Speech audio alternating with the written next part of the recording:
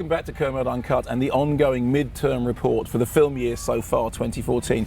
We've had my number 10 to number 6 best films of the year and my number 10 to number 6 worst films of the year. Here are number 5 to number 1 best of 2014 so far. Straight in at number 5, Wes Anderson's The Grand Budapest Hotel. Really interesting thing about that film, when it opened in the UK, it wasn't immediately a box office smash, but it climbed to the top of the UK box office top 10, something very few movies do, and it did it on the strength of word of mouth. Unlike a lot of Wes Anderson movies, which just have his core fans, this is something that appealed to a mainstream audience. Why? Well, partly because Ralph Fiennes is really funny. And when was the last time you heard a movie review that said Ralph Fiennes is a really, really funny performer? I love you. I love you.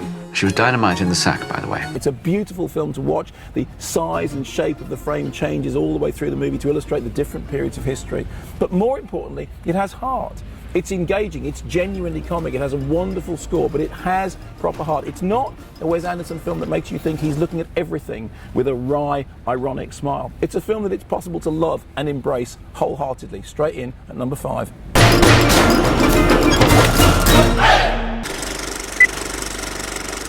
And talking of films that everyone is able to love, in at number 4, the runaway family hit movie of the year. I'm talking, of course, about the Lego Movie. Now, believe me, no one was more surprised than me. I went in to see the Lego Movie with a total sense of trepidation. I knew it was going to be a 3D film, based on something which we all loved as kids. How good could it possibly be? Well, of course, the clue was the fact that it came from the makers of Cloudy with a Chance of Meatballs, which is a genuinely sort of Lynchian, surreal, wonderful family animation. But the Lego Movie just blew me away. I saw it again and again and again, and I cannot stop singing "Everything is Awesome," and nor will you be able to. Awesome! Everything is awesome. Oh my gosh, I love this song! It's cool when you're part of the team. Everything is awesome. No, guys, wait up!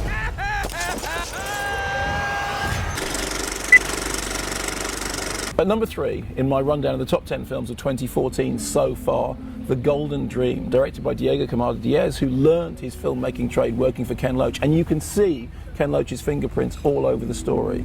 It's a tale of very young people making the journey across the Mexican border into the US. It is, as Loach himself says, an important film. But more than that, it's engaging on a human level. You care for these characters, you believe in them, you become completely engulfed in their journey. I think it is a remarkable directorial debut. For me, it's in at number 3.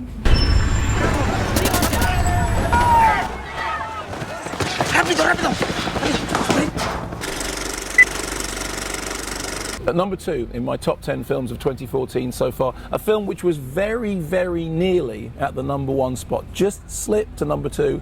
I'm talking about Belle, directed by Amra Santi and inspired by that famous painting of Dido Elizabeth Belle. The extraordinary thing about that movie is it deals with very weighty subject matter, with slavery, with racial injustice, with sexual inequality, with social strictures, and yet it does it in a way which is entirely enjoyable, like a costume drama. She described it herself as taking all those elements that we love from Jane Austen stories and somehow putting them in a story about the end of slavery. Fantastic performances, really beautifully directed, and most importantly, a big cinema hit. When it played in America, it went head-to-head with Spider-Man 2 in some cinemas and did better. Good for it. Does she still have a tongue? I have a tongue. Though yours explains well enough why I may not marry your son. My greatest misfortune would be to marry into a family who would carry me as their shame. Which brings us to the number 1 slot, my favourite film of 2014 so far. Now, you may not necessarily agree with this, but this is the film which has surprised and delighted me more than any other this year. This is the film that really, really did something I didn't expect. I'm talking about Frank, the movie which is inspired by the real-life story of Frank Sidebottom, Chris Seavey, but in fact goes closer towards the mythology of perhaps Captain Beefheart or the tales of Daniel Johnston. It's a wonderful film, fantastic music, really strange, really inventive, really surreal, beautifully written by John Ronson, and starring Michael Fassbender, one of the most famous faces in modern cinema, wearing a papier-mâché head that obscures that face for almost the entirety of the film. Now that's what I call risk-taking. Straight in at number 1, my favourite film of 2014 so far, it's got to be Frank. Here it is, my most likable song ever. Coca-Cola, lipstick ring, go dance all night, kiss me, just kiss me Nefertiti. This is your most likable song ever? Yeah. People will love it. So let me know what your top 10 films of the year so far are, and tune in for the next Kermode Uncut, in which I give you number 5 to number 1 of my worst films of 2014 so far.